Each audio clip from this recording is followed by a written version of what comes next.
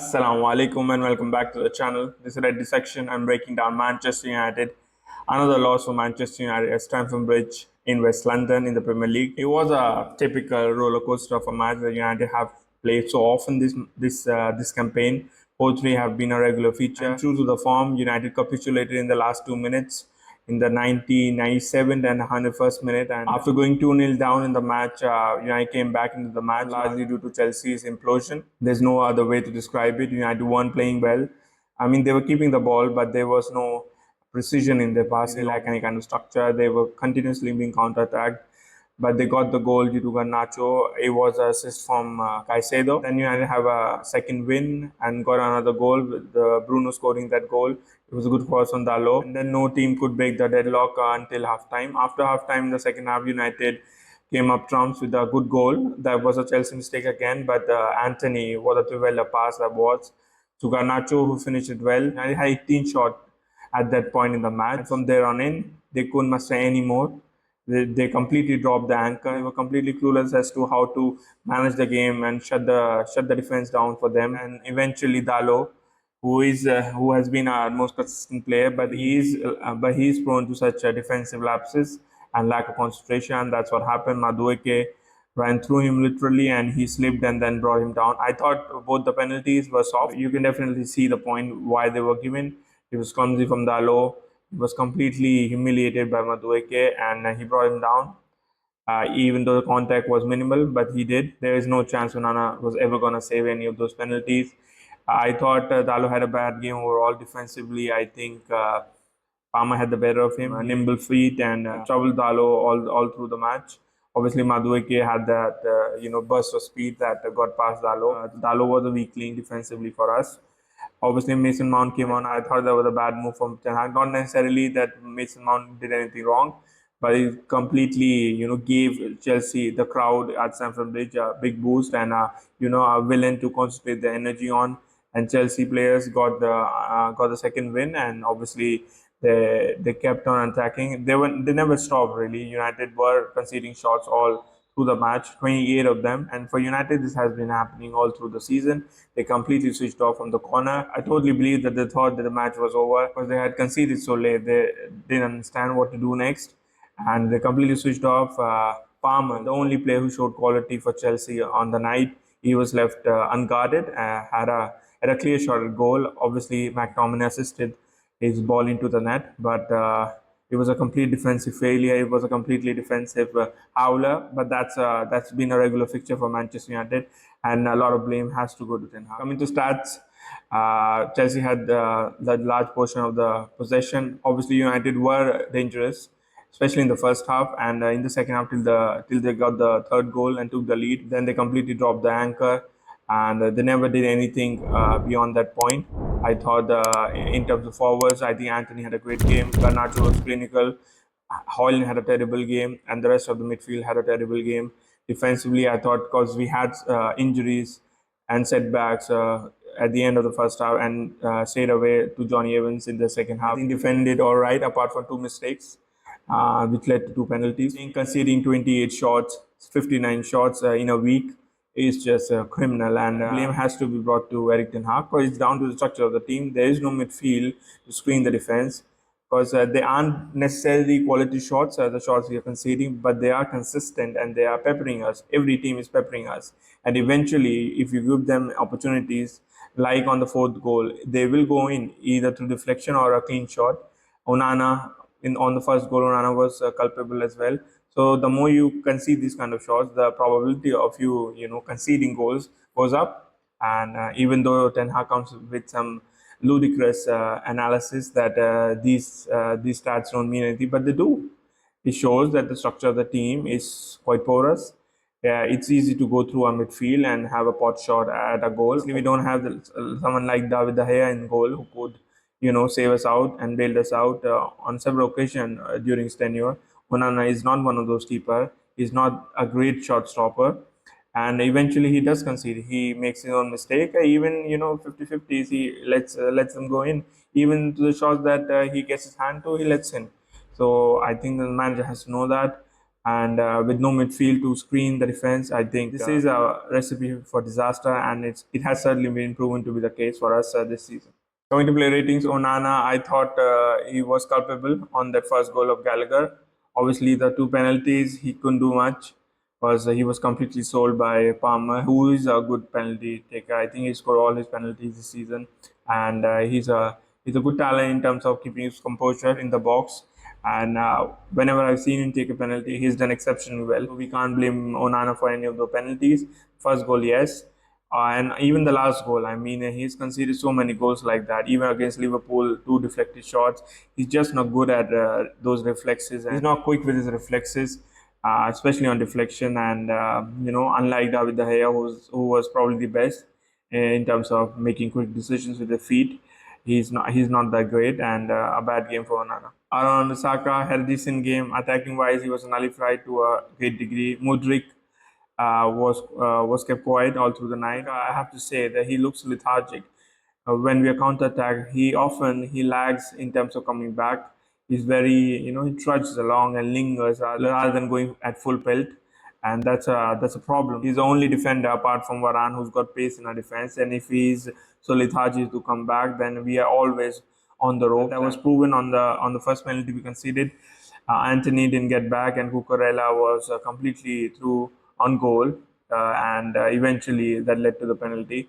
So a decent game from Wan-Bissaka, but certainly there are many, many, many frailties in his game.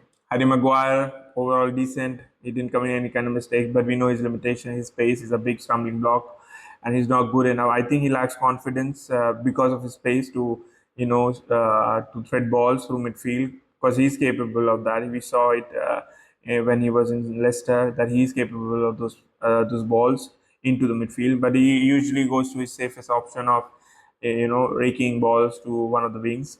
And but we hardly see those kind of balls from him anymore. I think that's a task of Bruno now, just spam those through balls over the top. So I don't think Harry Maguire has that kind of license to really take risk from the back.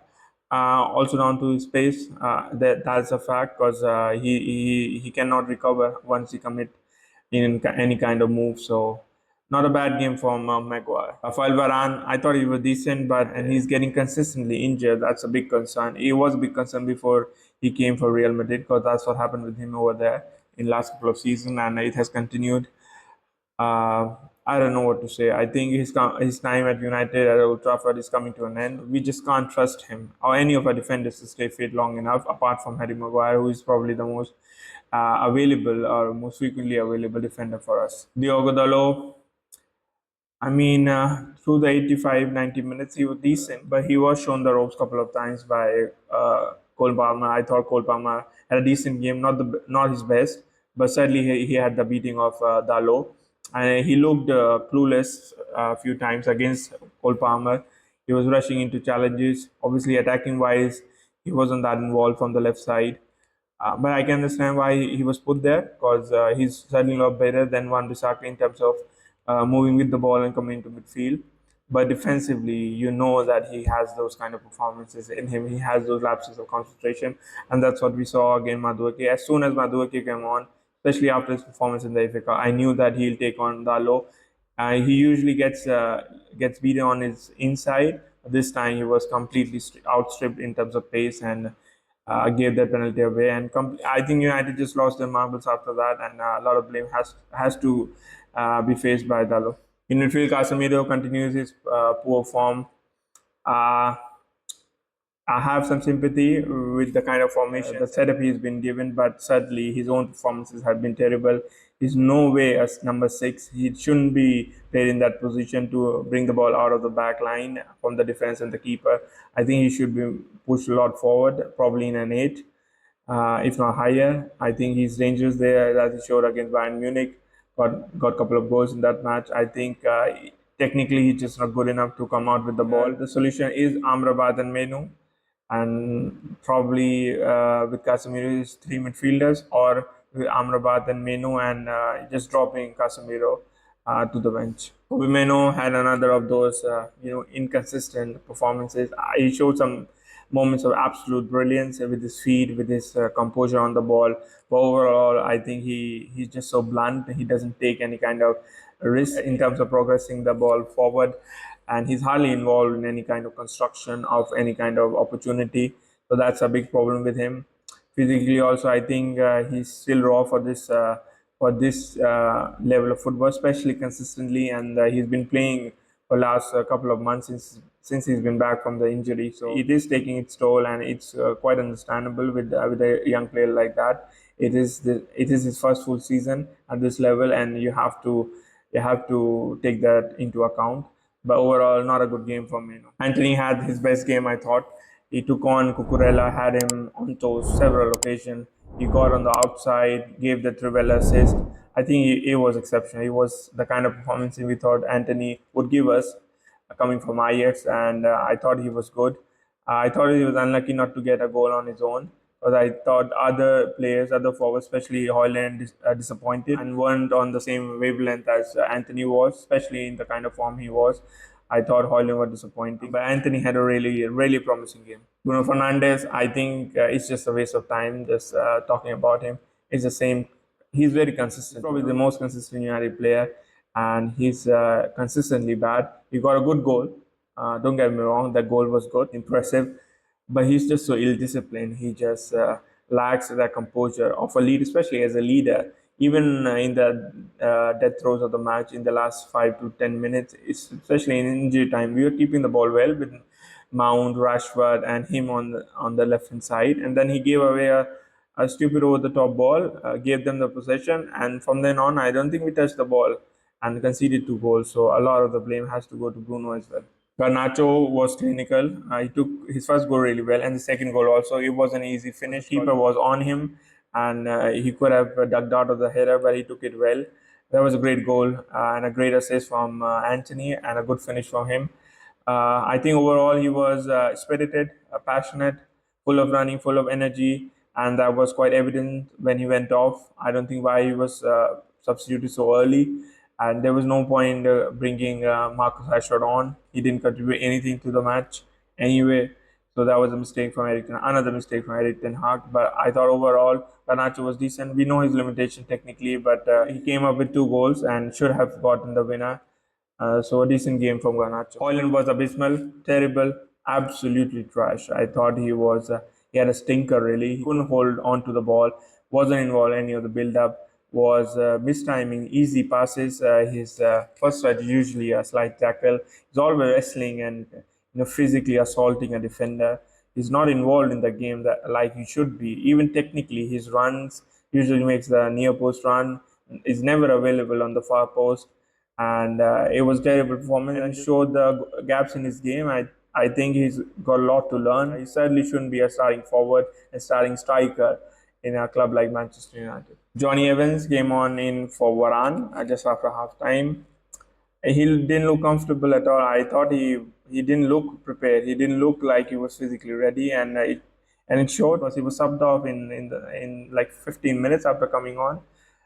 Didn't wasn't involved, wasn't giving anything, was decent on the ball, but his lack of ability to be fit and his lack of availability for match day, I think that's a big concern, especially at this age. I don't think we all know that he doesn't have any future here. Even for this season, he hasn't been available as much as he should have been. So that's a big worry. Willie Komwala came on for Johnny Evans. He did decently physically. He looks ready for this level.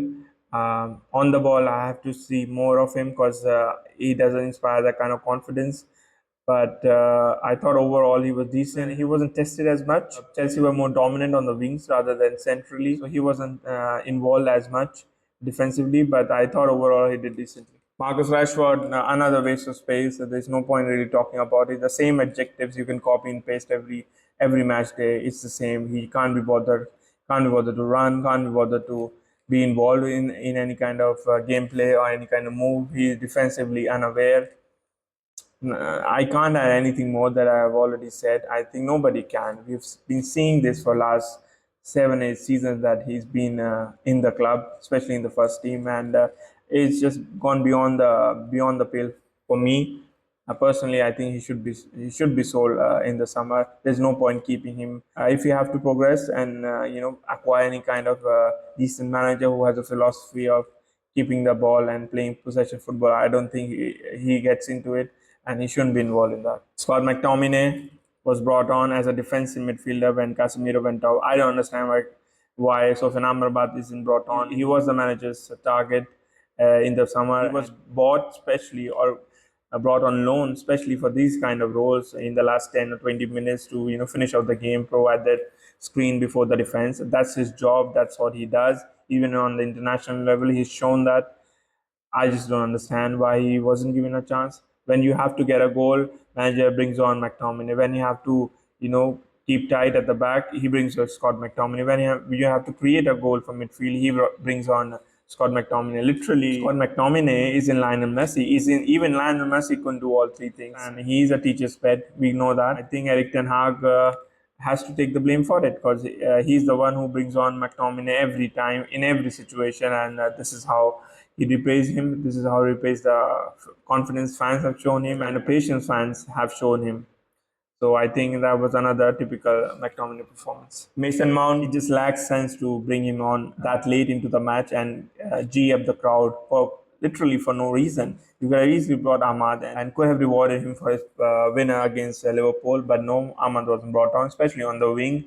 He took off Garnacho when he looked frustrated why he was being subbed. I don't understand that. He looked fit. He was still running, and if you have to bring on like for like replacement, then bring on someone like Ahmad who can be involved defensively as well. He showed that against Liverpool that defensively he doesn't shirk his responsibility. He's involved in terms of keeping the ball. He can keep the possession and also give us an outlet. And Mason Mount doesn't give us any of those things. And I think it gave a flip to Chelsea and in a target.